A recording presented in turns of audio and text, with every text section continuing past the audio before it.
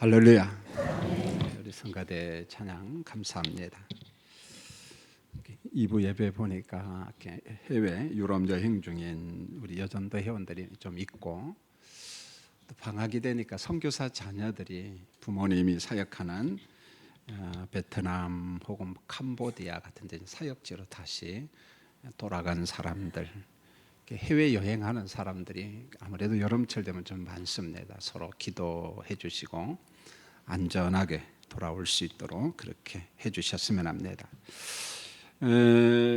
우리가 성경을 읽다 보면은 하나님께서 축복할 때도 있지만은 의의 백성들을 징벌할 때도 있습니다. 그런데 우리가 이 전통적인 징벌 개념, 하나님이 주신 고난 개념도 있지만은 의의 백성들도 고난 당할 때가 있습니다.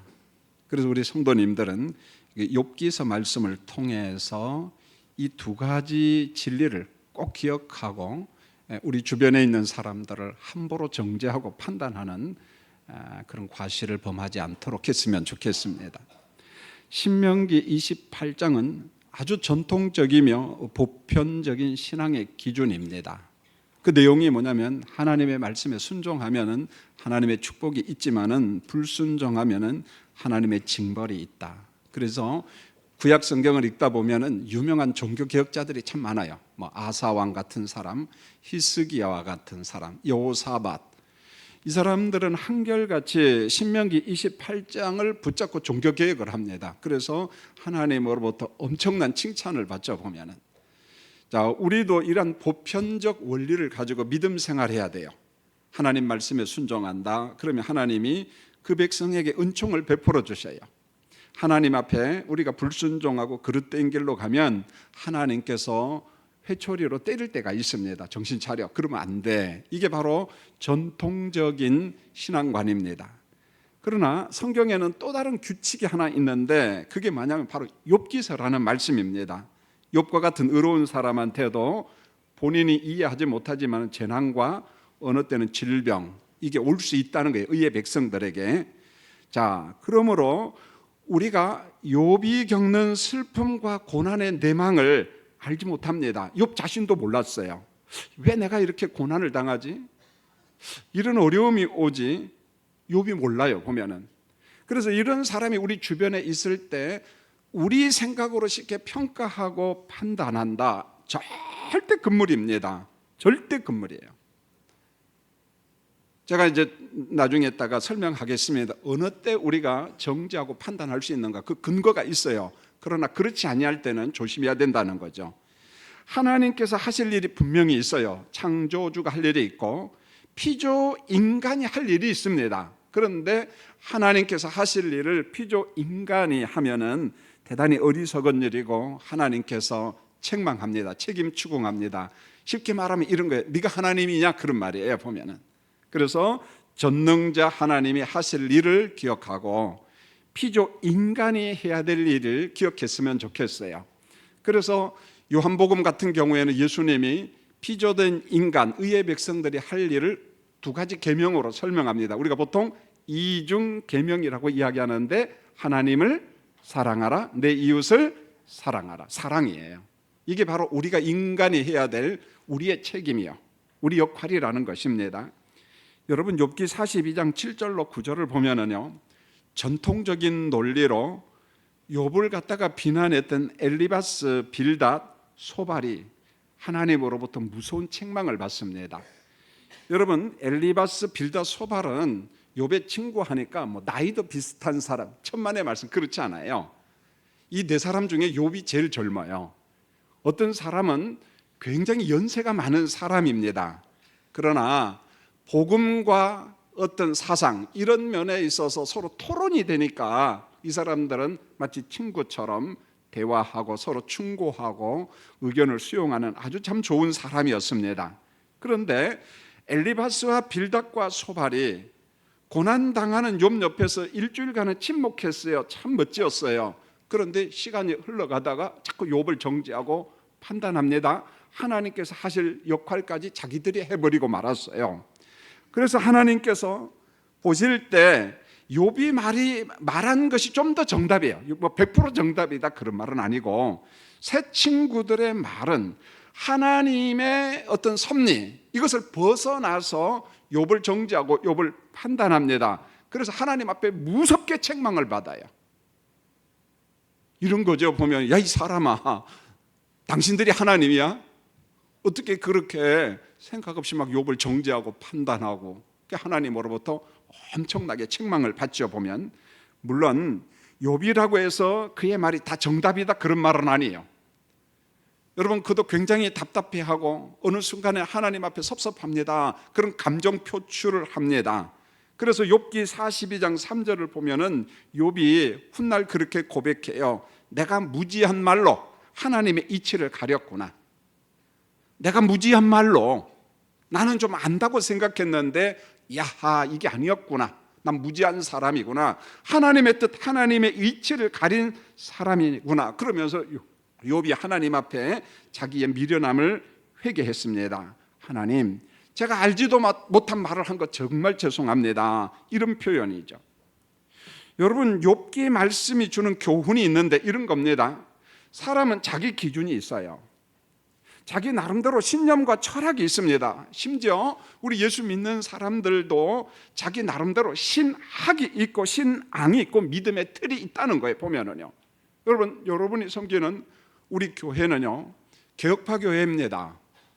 주로 깔빈이나 쯔빙글리의 신학적 노선을 따라요. 어거스틴의 노선을 따릅니다. 어떤 면에 있어서 대한민국에 신학대학원이 정말 많습니다. 그런데 우리하고 신학 칼라가 똑같은 데가 총신대 신학대학교 대학원, 우리는 거기 출신이죠. 사당동에. 부산에 있는 고신대 신학대학원, 그 다음에 수원에 있는 합신대 신학대학원, 신앙 칼라가 비슷해요. 보면은 물론 장로교 신학교 광나루에 있는 학교하고 같은 학교였어요. 그런데 신학적 칼라 차이 때문에 분리가 된 거죠. 보면은요. 그래서 하나는 장신대학교 신학대학원이고 하나는 총신대학교 신학대학원. 우리 선배들은 다 동기들입니다. 전부 다 동기들입니다. 제가 하고자 하는 말은 무슨 말이냐면은, 사람마다 자기의 기준과 신념과 철학이 있고, 심지어는 교회도 신학이 있고 신앙과 믿음의 틀이 있는데, 그 믿음의 틀, 내 기준을 가지고 상대방을 함부로 평가하거나 정죄하는 것을 삼가 조심하라, 그런 말입니다. 조심하라. 재난의 당사자인 욥 자신도 지금 자기가 당면한 재난의 원인을 잘 몰라요. 그래서 지금 막 갈등을 하고 있습니다. 하나님 앞에 탄식하고 있는 거예요. 왜 나한테 이런 어려움, 이런 재난이 우리 가정에 왔지? 그는 굉장히 긴장하며 갈등하면서 몸둘 바를 모르고 있습니다. 여러분, 극한 공경에서 갈등하는 욥을 통해서 우리가 배울 것이 있는데 이런 겁니다. 가장 기본적인 거예요. 모든 일에 과정과 결과를 조금은 답답해도 지켜보자는 거예요.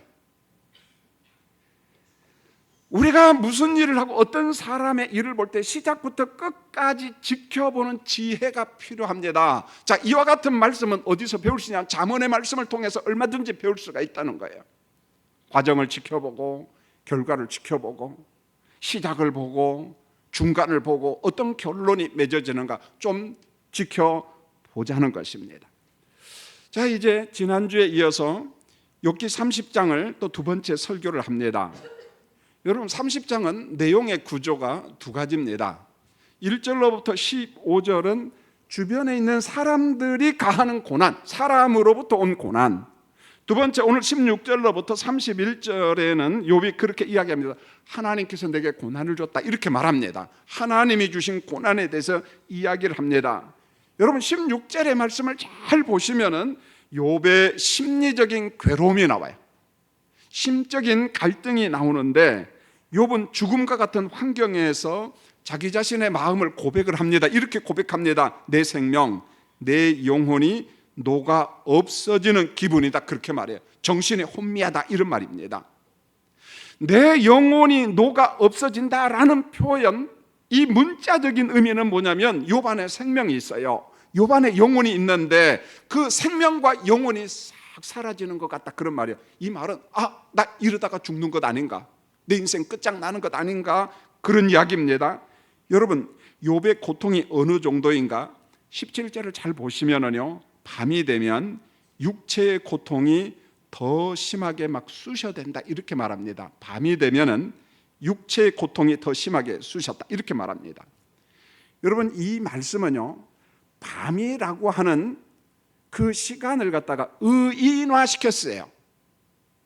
마치 사람이 존재하는 것처럼 밤도 존재하잖아요. 그런데 그 밤이라고 하는 존재 실체가 살아서 지금 나를 갖다가 막 공격한다 그런 말이에요.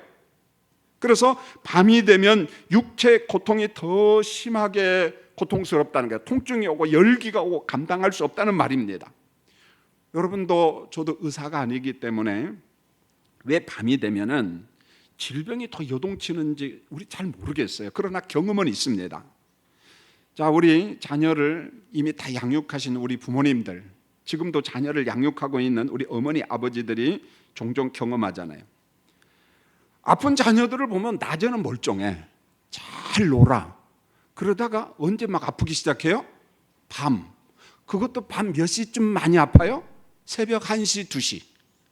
그래서 비상약을 쓰다 안 되니까 열기는 뭐 올라가죠. 막 통증은 있죠. 애가 고열로 잠을 못 자죠. 그러니까 별 수 없이 우리 부모님들은 자녀 데리고 어디 갑니까? 대학교 병원에 응급실로 달려가는 겁니다. 여러분, 왜 그런지 압니까? 잘 모르겠어요. 보면은요. 저도 어릴 때 우리 종훈이하고 신혜가 꼭 그 시간에 아파요. 그러면은 병원에 데려가면 한 해가 아프면 한 해는 맡길 데가 없으니까 우리 성영자 권사님한테, 권사님 우리 애 좀 맡아주세요. 그러면서 데리고 병원에 가고. 여러분, 종종 경험하잖아요. 여러분, 지금 욥이 17절에서 그 이야기를 하는 겁니다. 그러면은 성경에서 말씀한 밤이 뭐냐는 거죠. 자, 여러분, 밤은 빛의 반대로서 죄악을 의미하고 재난을 상징합니다. 이게 바로 요한복음이 우리에게 말씀하는 거거든요. 그런데 욥에 당면한 환경을 보세요. 환경 그 자체가 밤이라는 게 어둠이라는 거예요. 자녀들이 모두 죽었습니다. 재산을 전부 다 잃었습니다. 몸은 악창이 납니다. 그런데 실제하는 밤이 막 살아서 꿈틀꿈틀 거리면서 욥을 막 공격하기 시작해요. 욥을 공격하는데 밤중만 되면 욥이 감당을 못하는 거예요. 그 통증 때문에 고통이 낮보다도 2배, 3배, 4배 더 심한 겁니다. 그래서 밤을 뜬 눈으로 세우는 것입니다. 도무지 살 수 없는 밤. 그래서 밤이 살아서 나를 갖다 공격하는 거라 욥이 그 말을 하는 겁니다. 너무 힘들다는 것입니다. 어젯밤에 여러분 잘 주무셨나요? 예, 우리 임명철 장로님 2부 예배 올라오는데 보여서 잠 좀 주무셨습니까? 그러니까 픽 웃어요. 이게 무슨 말이냐면은 회사 일 때문에 어떤 때는 하룻밤 잠을 못 자고 기계를 만져야지 되고 그런 어려움이 있습니다. 자, 성도님들, 밤마다 통증이 심하게 오고 불면증이 오면 밤이 행복합니까? 무섭습니까? 여러분, 밤은 고통이에요. 공포입니다. 물론 그렇지 아니한 사람도 있어요. 행복한 사람들. 왜요? 벽이하고 딱 부닥치면 코 고는 사람들. 그런 사람은 제가 예전에, 지금은 그 말 안 해요. 왜 안 하니까? 무슨 헌금하라고 그랬어요? 감사 헌금하라고 그랬어요. 왜요? 잠을 잘 자니까. 강릉에서 목회한 우리 하 목사가 웃으면서 늘 그래요. 저를 위로한다고.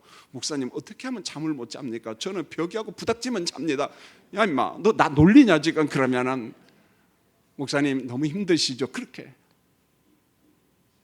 참 고마운 친구예요.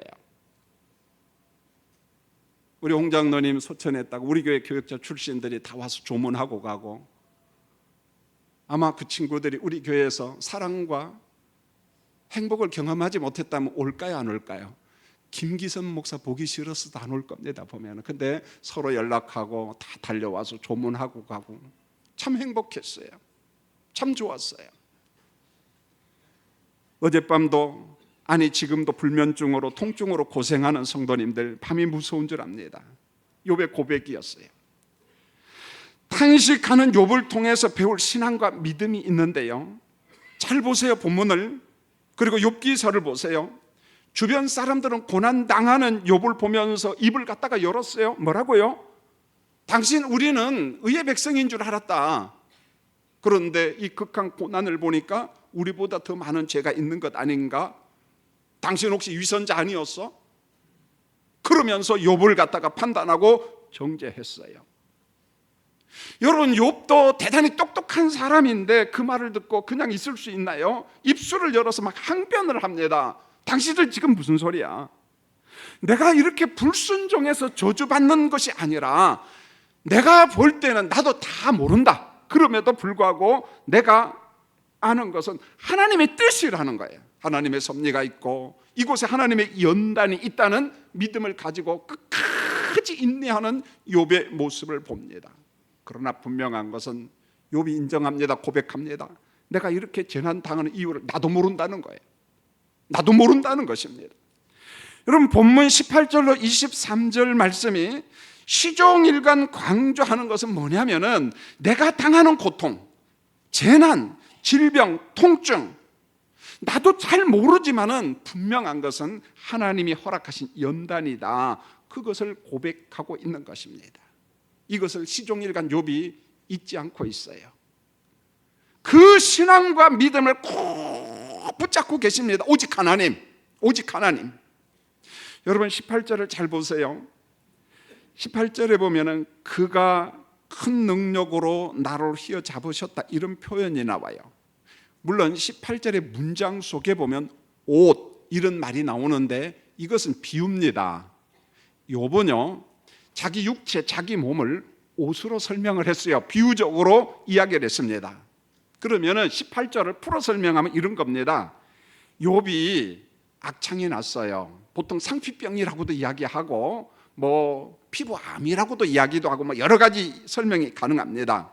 그런데 그의 몸에서 피고름이 막 쏟아져 나왔습니다. 여기에다가 몸이 막 가렵습니다. 너무 가려우니까 감당을 못해요. 기아 조각 같은 것으로 몸을 갖다가 막 긁어댑니다. 보면은 자연스럽게 피고름이 더 나는 거예요. 그런데 피고름이 온몸에 많이 일어나서 시간이 흐르면서 딱지처럼 다 굳어버렸어요. 그러니까 몸이 흉해진 거예요. 몸이 얼마나 흉한지 몰라요. 여러분, 18절에 흉한 욥의 어떤 외모, 그 몸을 갖다가 비유적으로 옷을 비유로서 지금 이야기하고 있습니다. 19절을 또 보세요. 하나님이 나를 진흙에 던졌어요. 나를 티끌과 재 같이 했습니다. 먹먹같이 했습니다. 이렇게 말했어요. 그러면 여기서 진흙은 어떤 의미인가? 두 가지 의미가 있어요.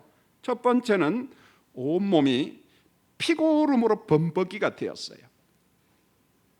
이 범벅이 된 외모가 마치 진흙구덩이처럼 됐다는 거예요. 여러분, 여기에서 진흙은 1차적인 의미는 뭐냐면 병이에요. 병. 자, 두 번째로 2차적인 의미가 있는데, 건강할 때 욥의 명예, 영광을 하나님께서 지금 어디에다가 던져버린 거예요? 진흙 구덩이 속에다가 던져버렸습니다. 명예와 영광을 진흙 구덩이에 던졌다는 말에 진흙은 뭐냐면 수치예요. 수치, 부끄러움. 그래서 오늘 여기에서 말씀한 진흙이라고 하는 욥의 외적인 병의 상태와 하나님께서 나의 명예를 진흙 구덩이 속에서 던졌다라고 하는 어떤 욥의 연민, 자기 고통입니다. 자, 그런가 하면 나를 티끌과 재같이 했다, 이렇게 말했어요. 이게 바로 멸망의 상징인데, 자, 성도님들, 우리가 시골에 살 때 아궁이에다 불을 뗐지요. 아무리 좋은 나무일지라도 불로 떼면은 나중에 남는 건 뭐밖에 없습니까? 재밖에 없습니다. 아무리 멋진 집도 불이 다 타버리면 나중에 남는 건 뭐밖에 없죠? 죄밖에 없습니다. 욥은 이렇게 이야기합니다. 내가 지금 티끌과 같다, 재 같다라고 하는 말은 건강할 때, 영광스러울 때 내 모습이 지금 불로 다 타버리고 뭐밖에 안 남았다는 거예요? 죄밖에 안 남았다는 거예요. 하나님의 멸망, 하나님의 심판을 비유적으로 그렇게 이야기하고 있는 것입니다. 그래서 똑같은 말이 말라기 4장 3절에도 있는데, 너희 발바닥 밑에 죄와 같아. 이 말은 멸망, 심판에 대한 상징적인 묘사입니다. 아무리 그 사람이 화려하고 멋진 집에 살아도요, 불에 다 타버리면 남는 건요, 죄밖에 없다는 거예요. 멸망이에요. 심판이라는 것입니다. 여러분 21절에서 욥이 극단적인 말까지 합니다. 그의 감정이 얼마나 상했는지 몰라요. 주께서 돌이켜 내게 잔혹하게 했다, 이렇게 말해요.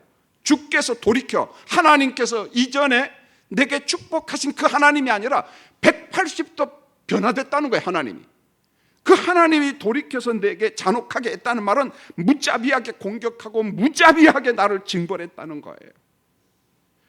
여러분 욥기 29장에서 제가 이런 설교를 했습니다. 29장 2절에 보면 병과 재난이 오기 전에 욥은 이런 고백합니다. 하나님이 나를 보호했다. 나는 정말 행복했다. 그런데 오늘 30장으로 딱 보세요. 환경이 변했어요. 여러분 주께서 돌이켜 내게 잔혹하게 했다는 말은 하나님이 180도로 바뀌었다는 말입니다. 그래서 욥기 30장 21절에 보면 하나님이 돌이켜 내게 잔혹하게 했습니다. 왜 이런 잔혹함이, 가혹함이 왔는지 욥은 도무지 알 수가 없어요. 그러나 이 고난이 하나님으로부터 왔다, 그것은 인정을 합니다. 여러분 우리한테도 종종 이런 갈등이 있을 줄 압니다. 나름대로 열심히 신앙생활했어요. 믿음 생활했습니다. 그런데 예상 밖의 재난과 고통 때문에 방황할 때가 참 많이 있습니다. 여러분 욥기에서는 지금 남의 이야기가 아니라 우리 이야기라는 거예요. 우리의 갈등을 이야기하고 있습니다. 22절을 보세요. 땅에 있는 나를, 평안하게 살고 있는 나를 강력한 바람에게 던져 날려가게 하는지 욥은 알 수 없다는 거예요.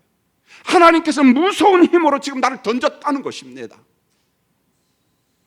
여러분 23절을 보세요. 주께서 나를 죽게 하셨다는 거예요.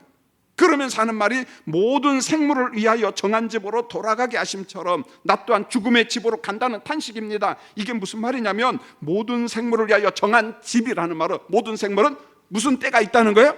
죽음의 때가 있다는 거예요. 히브리서 기자도 이야기합니다. 한 번 죽는 것은 사람에게 정한 것이라고 이야기합니다. 여러분 여기에서 정한 집은 죽음의 시간, 지금 하나님께서 나를 죽음으로 몰고 가고 있다는 욥의 탄식이고 욥의 갈등이고 욥의 긴장입니다. 본문 18절로 23절은 하나님을 향한 욥의 섭섭한 감정이에요. 얼마든지 우리는 이런 감정을 가질 수 있습니다. 믿음 생활이 참 믿음이 좋아도. 그러나 욥기서 전체 속에서 보면은 본문은 단순히 섭섭한 감정과 탄식만이 아니라 섭섭한 감정과 탄식이 있음에도 불구하고 욥의 신앙 고백입니다. 모든 주도권을 잡고 있는 분은 누구라고 믿느냐면 하나님이라는 거예요. 그래서 욥기 1장 21절에서 욥이 그렇게 말합니다. 주신 이도 여호와시요 거두신 이도 여호와시라. 욥은 이 사실을 믿었습니다. 생명의 주인이 여호와 하나님을 인정합니다. 나한테 생명을 주신 분도 하나님이다. 이제 내 생명을 취해 가시는 분, 정한 집으로 돌아가게 하시는 분도 누구다? 하나님이다. 내가 살고 내가 죽는 것은 하나님의 주권이다. 그렇게 인정하고 있습니다. 그런데 성도님들, 욥이 가장 힘들어하는 것은요, 뭔 줄 아세요? 육신의 고통, 다양한 재난, 그것도 참 고통스럽지만 감당할 수 없지만은, 그러나 내가 이렇게 힘들 때 하나님 앞에 부르짖었는데 하나님께서 침묵한다고 생각한 거예요. 하나님은 왜 그렇게 무관심할까? 20절을 보세요. 내가 주께 부르짖으나 주께서 대답하지 아니했습니다. 내가 섰사오나 주께서 나를 돌보지 않았습니다. 여러분 본문에서 부르짖음은 이런 겁니다. 히브리어 원뜻은 하나님 좀 도와주세요, 하나님 좀 도와주세요, 절규하는 거예요. 욥의 신음소리입니다. 섰사오나, 이 말은 내가 지금 섰지만은 선 게 아니에요. 숨이 곧 넘어갑니다. 하나님 앞에 애원합니다. 기도합니다. 간청합니다. 하나님 나 좀 한 번만 살려주세요. 그런 겁니다. 욥은 극한 환경이라는 그 본성 속에서 막 소리를 치는 거예요. 하나님 살려주시고 하나님 도와주시라고. 그런데 응답이 없다는 거예요. 응답이 없습니다. 고통스럽지만 그래도 육신의 고통, 이 질병, 이 갈등은 좀 참겠는데, 참을 수 있겠는데, 그러나 내가 고통 중에 부르짖어 하나님 앞에 애원해도 하나님께서 침묵하는 것은 내가 견딜 수가 없다는 거예요. 하나님의 무관심, 하나님의 침묵, 여기에 욥은 공황이 오고 우울함이 오고 정말 내가 감당할 수 없다 이렇게 말합니다. 하나님의 침묵 앞에서. 자, 성도님들, 남의 이야기가 아니라 우리 교인들 이야기고, 어떤 면에서 저희 가정 이야기고 우리 모두의 이야기입니다. 여러분, 중한 질병과 싸우고 극한 가난 가운데서 갈등하는 사람이 있습니다. 어느 때는 목회 현장 속에서 정말 오랜 시간 가난과 싸우는 사람이 있어요. 왜 저렇게 어려울까? 혼자 생각을 하고 기도합니다마는 이해가 안 되고 답답할 때가 참 많습니다. 아마 성도님들도 이런 감정이 있을 겁니다. 하나님, 저도 의의 백성입니다. 구원받은 백성입니다. 그런데 왜 내 기도에는 응답하지 않습니까? 하면서 섭섭해하며 눈물을 흘리는 교인들이 있다는 거예요. 왜 하나님께서 내 기도는 응답하지 않을까? 섭섭한 감정, 상한 감정이 있다는 거예요. 마치 버림받은 기분 같아요. 마치 버림받은 기분 같아요. 우리 하나님은 어디 계시지? 내가 믿는 하나님은 어디 계시오? 이런 애통이 있다는 거예요.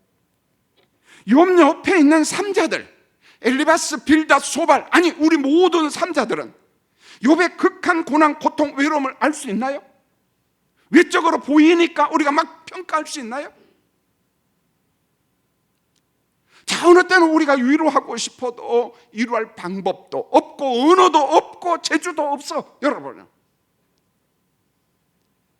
이게 바로 사람의 한계예요. 이게 의학의 한계고 이게 바로 과학의 한계입니다.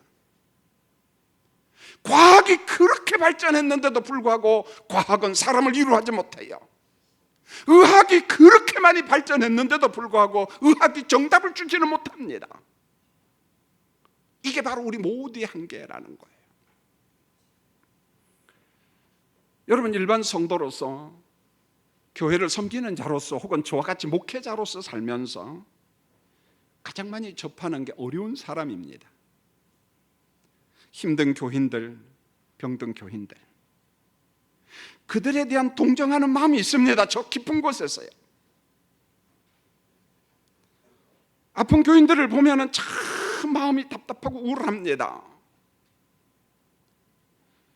교인들의 고독과 탄식 속에 좀 막 뚫고 들어가야 되겠는데 들어갈 방법이 없는 거예요.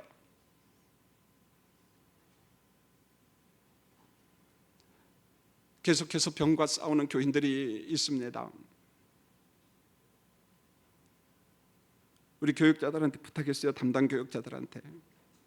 예배당에서만 예배 마치고 안수 기도하는 거 참 미안하고,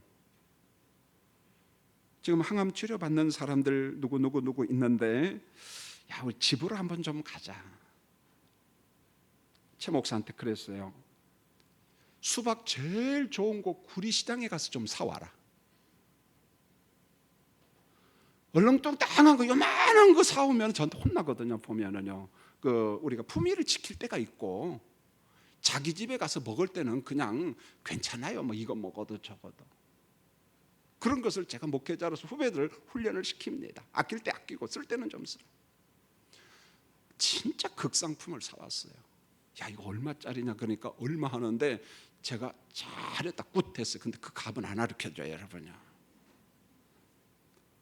그래서 제가 갈 때는 제가 가고, 제가 못 갈 때는 교구 목사님과 여전사님이 가서 기도해주고 과일을 사고 가자. 이유가 뭔 줄 아세요? 여러분, 병원이 힘들도요, 병실에 다인실에 가는 게 참 좋습니다. 처음에는 여러 명이 있으니까 참 복잡해요. 그런데 4명, 5, 6명이 있으면 서로가 격려가 돼요. 그리고 동일 환자들이 대부분입니다. 나만 암 환자가 아니고 그 병동에 다 암 환자야. 그러니까 서로 위로가 되는 거예요. 서로 격려가 되는 거예요. 그런데요, 퇴원을 해서 집에 딱 들어오면은 컴컴한 골방밖에 없어. 그 골방에서 그 외로움과 고독은요 대단합니다. 그래서 울기도 하고 찬송을 부르기도 하고 큰 고통 속에서 시간을 보냅니다. 그래서 교육자들한테 가자. 골방에 있는 고통당하는 교인들을 보러 가자는 거예요. 제가 그분들과 여러분들에게 주고 싶은 말은요, 물론 여러분이 혼자 싸워요. 외롭고 힘듭니다.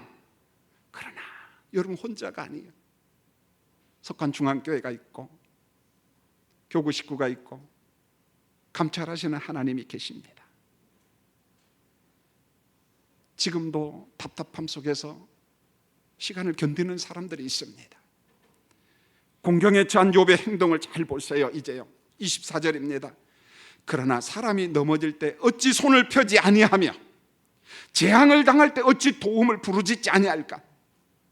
공경에 처한 성도들, 욥이 말씀합니다. 병과 가난과 재앙이 왔어요. 하실 일이 있습니다. 하나님이 우리에게 주신 본래적 심성, 본성을 가지고 간청할 때 미사여구가 아니에요. 건강할 때 미사여구예요. 하나님 앞에 통곡하는 겁니다. 하나님 앞에 우는 겁니다. 여러분이 흘리는 눈물과 애통과 탄식은 최고의 기도고 최고의 믿음이고 최고의 치료의 능력이라는 거예요. 왜요? 방법이 없거든요. 그거 외에는요. 다른 방법이 없습니다. 누가복음 18장에 그 불의한 재판장 비유는 잘 알기 때문에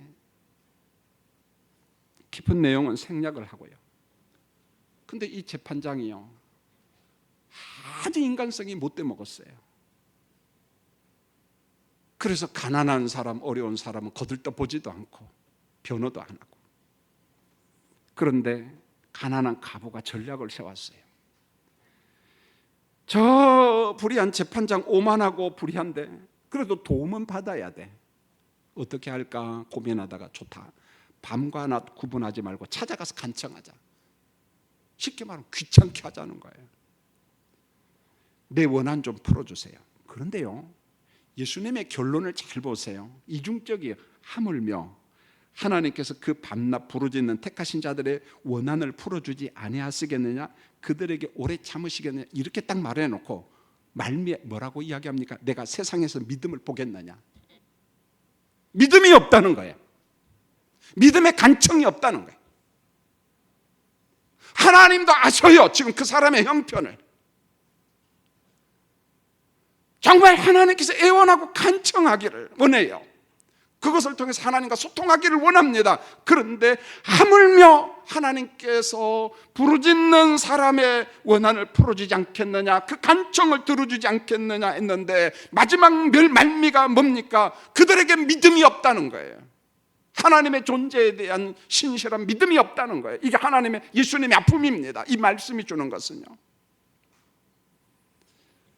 여러분, 욥은 27절을 보세요. 평안이 없습니다. 28절 30절 병으로 온몸에 피부가 검어졌어요.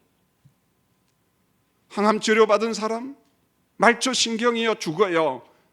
그 아름다웠던 피부가 새카맣게 변합니다. 여러분요. 29절 이리와 타조와 같은 야생 짐승처럼 지금 살아갑니다. 31절 욥이 다루는 수금과 피리는 즐거운 음악이 아니라 통곡과 애곡이 되었다는 거예요. 노래가 참 좋아요. 그런데 마냥 좋은 건 아니라는 거예요. 재앙에 빠진 욥은 손을 듣고 부르짖었어요. 하나님 살려주세요. 이제 말씀의 결론입니다. 자, 우리가 조금 더 높게 우리 가정을 보면서 동시에 우리 옆에 있는 성도들을 좀 돌아봤으면 좋겠어요. 김 목사가 담임 목사로서 부탁합니다.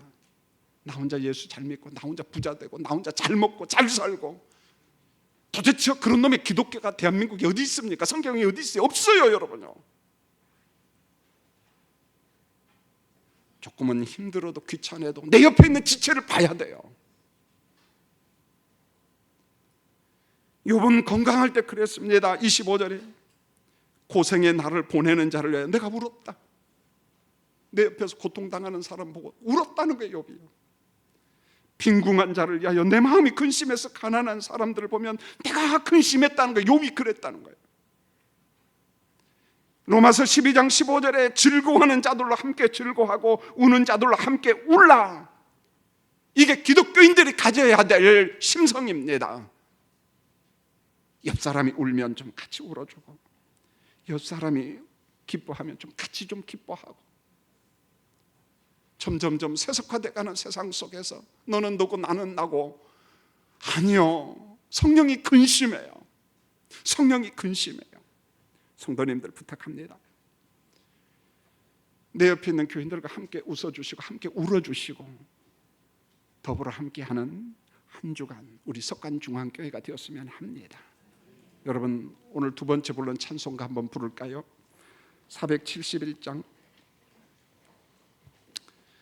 주여 나의 병든 몸을 1절 두 번 부르고, 우리 앞에서 찬양 인도한 안 목사님과 같이 4절 한번 부르고, 그러면서 내 가정을 보고 내 형편을 보고 고통당하는 우리 교인들, 우리 최수영 집사님, 윤지영 권사님, 김현현 집사님, 신재정 집사님, 이하선 집사님, 이병윤 성도님 등등등등 너무 많은 고통당하는 사람이 있습니다. 어떤 사람은 병원에서도 병명이 나오지 않아서 검사에 목사님 너무 답답해요. 이게 바로 내 옆에 있는 지체들입니다. 찬송하겠습니다.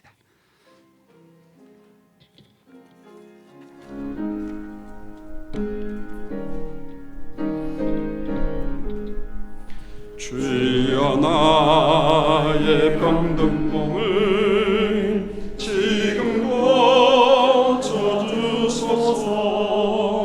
모든 병을 고쳐주마. 주 약속하셨네.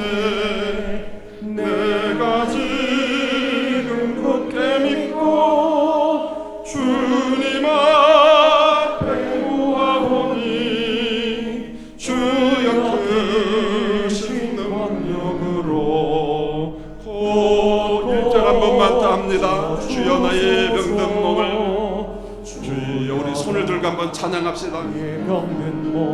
지금 고쳐주소서. 모든 병을 고쳐주마. 주 약속하셨네. 내가 죄는 굳게 믿고 주님 앞에 구하오니 주여 크신 권능으로 곧 4절 부릅니다. 나의 병을 고쳐주심.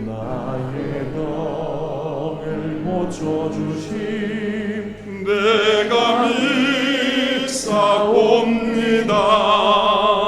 지금부터 영원까지 주 찬송하겠네. 나를 구원하신 말씀, 나를 구원하신 말씀 어디든지 전하오리.